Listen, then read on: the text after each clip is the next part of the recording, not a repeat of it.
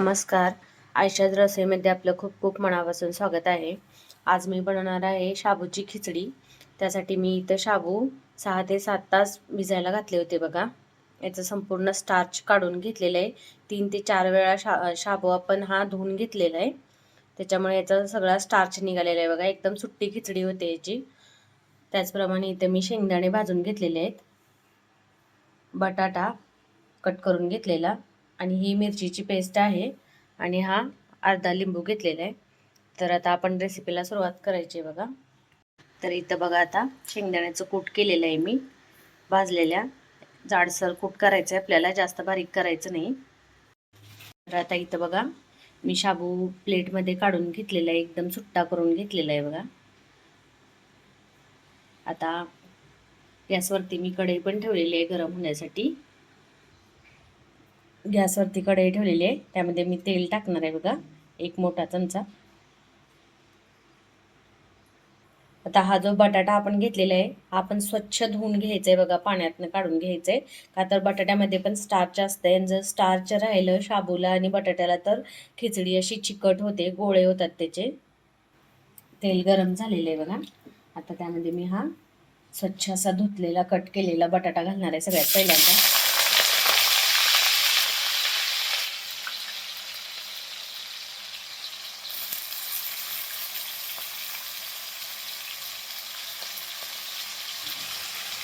बटाटा चांगला आपल्याला फ्राय करून घ्यायचा आहे बघा, लाल होईपर्यंत. तांबूस कलरवरती आपल्याला हा बटाटा फ्राय करायचा आहे.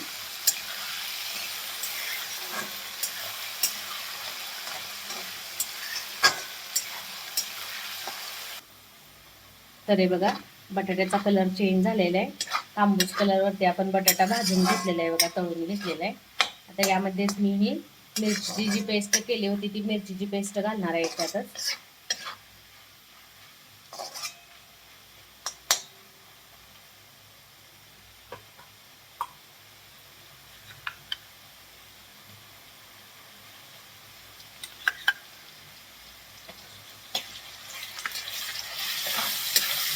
चांगली भाजून घ्यायची मिरचीची पेस्ट. आता यामध्ये अर्धा लिंबू पिळायचा आहे.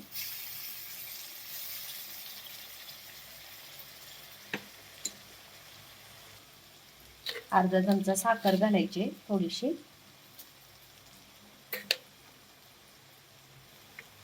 आता यामध्ये आपल्याला शाबू घालायचा आहे बघा. गॅस मिडियम करायचा आहे.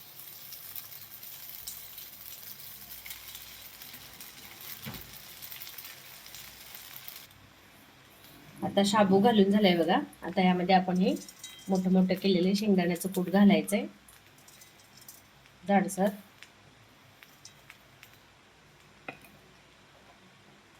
आणि चवीनुसार मीठ.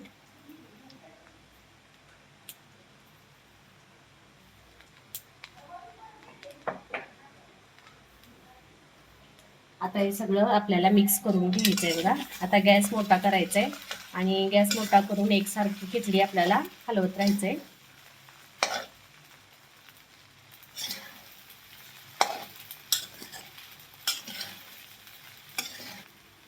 तर इथं बघा एक 10 ते 15 मिनिट आपण मोठ्या गॅसवरती एकसारखी खिचडी हलवलेली आहे.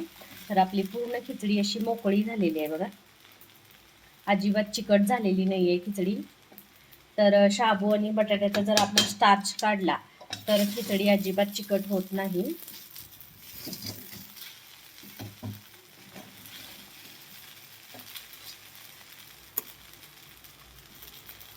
अशा पद्धतीने आपली गरमागरम खिचडी तयार झालेली आहे बघा. मस्त अशी टेस्टी खिचडी. तुम्ही पण अशा प्रकारे खिचडी ट्राय करून बघा, खूप छान लागते बघा, मस्त. तर आपली खिचडी तयार झालेली आहे. गॅस बंद करायचा आहे. तर तयार आहे बघा आपली ही शाबूची खिचडी. एकदम सुटसुटीत झालेली आहे, मस्त झाली एकदम. तर तुम्ही पण अशा प्रकारे शाबूची खिचडी करून बघा, खूप छान होते. तर तुम्हाला माझी ही रेसिपी आवडली असेल तर नक्की ट्राय करून बघा आणि माझ्या व्हिडिओला लाईक, शेअर, कमेंट्स करा आणि माझ्या यूट्यूब चॅनलला सबस्क्राईब करा. सोबतच बेल आयकॉनवरती प्रेस करा, म्हणजे माझ्या नवनवीन रेसिपीज आणि नवनवीन व्हिडिओज तुम्हाला पाहायला मिळतील. थँक्यू.